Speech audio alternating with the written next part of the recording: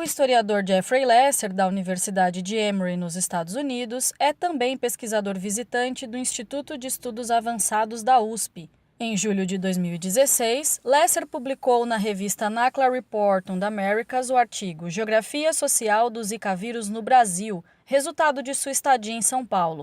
O interesse de Lesser é estudar como os brasileiros mais pobres recebem a visita e as falas de profissionais da vigilância sanitária e da saúde pública, e também relacionar aspectos sociais das vidas dessas famílias com a incidência de doenças como o Zika. Durante muitos anos estou pesquisando aqui sobre questões de etnicidade, identidade nacional, etc. E eu tenho muita sorte nos Estados Unidos trabalhar numa universidade onde os muros entre disciplinas são muito baixos. Ou seja, apesar de ser chefe do departamento de História, todas minhas matérias no nível de pós são História, Antropologia, estudos afrodiaspóricos, etc., ao mesmo tempo.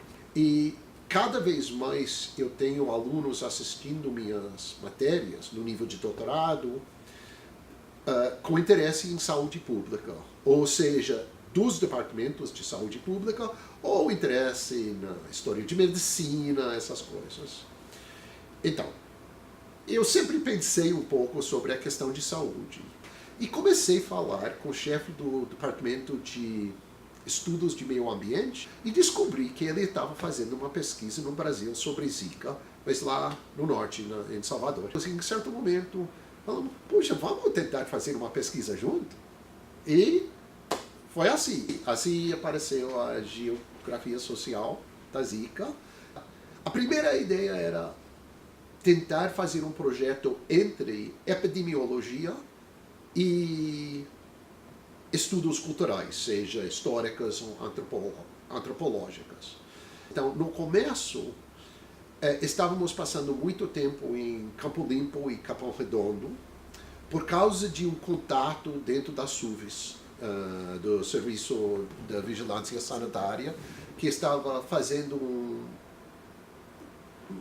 uma gentileza, né, pesquisador para pesquisador, levar a gente com ele durante as visitas atrás de casos de dengue, zika, etc., né, que foi super interessante.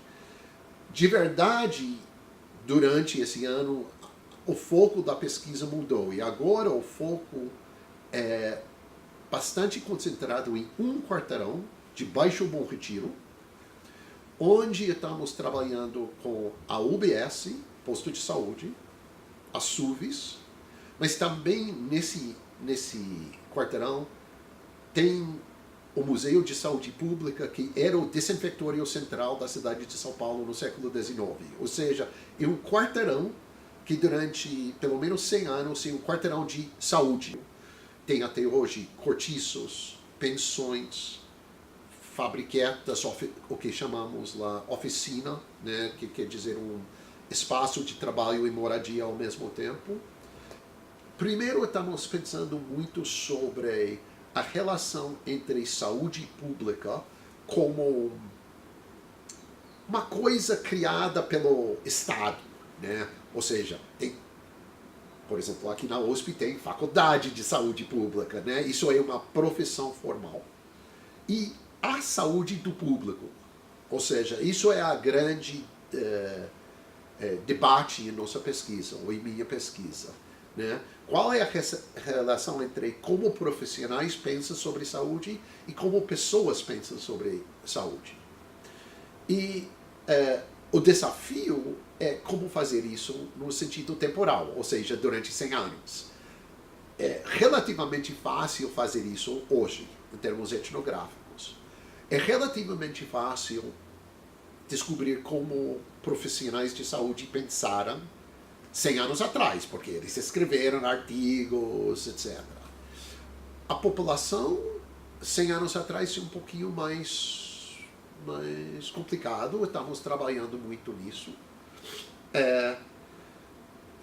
Eu tenho muita sorte, porque recebi permissão da prefeitura, graças à ajuda do Instituto de Estudos Avançados, trabalhar nesse posto de saúde, ou seja, estou lá formalmente, oficialmente. Então eu saio toda semana, às vezes, várias vezes nas visitas domiciliares, com uma equipe que trabalha em minha quarteirão. Então, hoje eu conheço muitas pessoas que moram lá, já estava na casa, eu já entrei nas casas deles.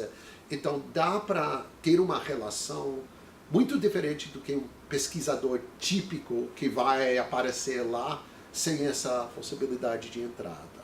Então a ideia, estamos fazendo essa pesquisa, tentando pensar sobre saúde, não só sobre, não como simplesmente um fenômeno biológico, mas também como fenômeno cultural, social, etc. Aqui no Brasil, a questão de classe social é muito forte.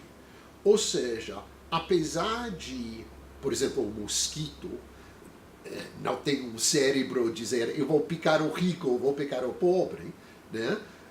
De fato, a questão de saúde é muito diferente nas classes dominantes do que as classes menos privilegiadas.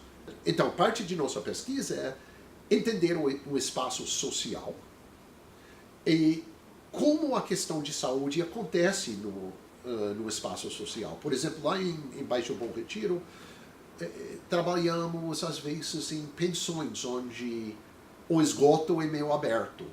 Ou seja, tem 20 famílias morando em um espaço, cada família em uma sala, mas o banheiro é comunitário para 20 famílias. Então, isso cria certas condições de saúde diferente do que, por exemplo, na casa de uma pessoa da classe média, onde provavelmente vai ter uma sala chamada cozinha, outra sala chamada sala de estar, outra sala chamada dormitório, outra sala chamada banheiro. Ou seja, então isso é um fator cultural muito importante. Também estamos tentando mapear as mudanças nas atitudes dos profissionais de saúde durante os 100 anos. Né? E em certas áreas, claramente, tem mudanças. Por exemplo, o fato que no século XIX, profissional de saúde foi chamado polícia sanitária, né? Usando essa palavra polícia, é muito diferente do que hoje, quando chamamos essas pessoas agentes comunitários, etc. E também tem atitudes culturais, ou seja,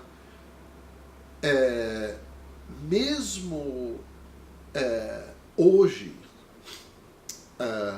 pessoas treinadas nas instituições tipo USP, Unicamp, UFBA, etc., estão socializados em entender certas coisas sobre a população brasileira sem muita discussão, né? Sem pensar. Então, nós trabalhamos muito com os discursos, por exemplo, dos médicos, dos enfermeiros, dos biólogos, etc., porque dá para ver ao mesmo tempo mudanças incríveis, mas ao mesmo tempo certos momentos quando os discursos de hoje não são tão diferentes do que os discursos de 100 anos atrás. Né? Por exemplo, a questão do exército é um exemplo perfeito. Né?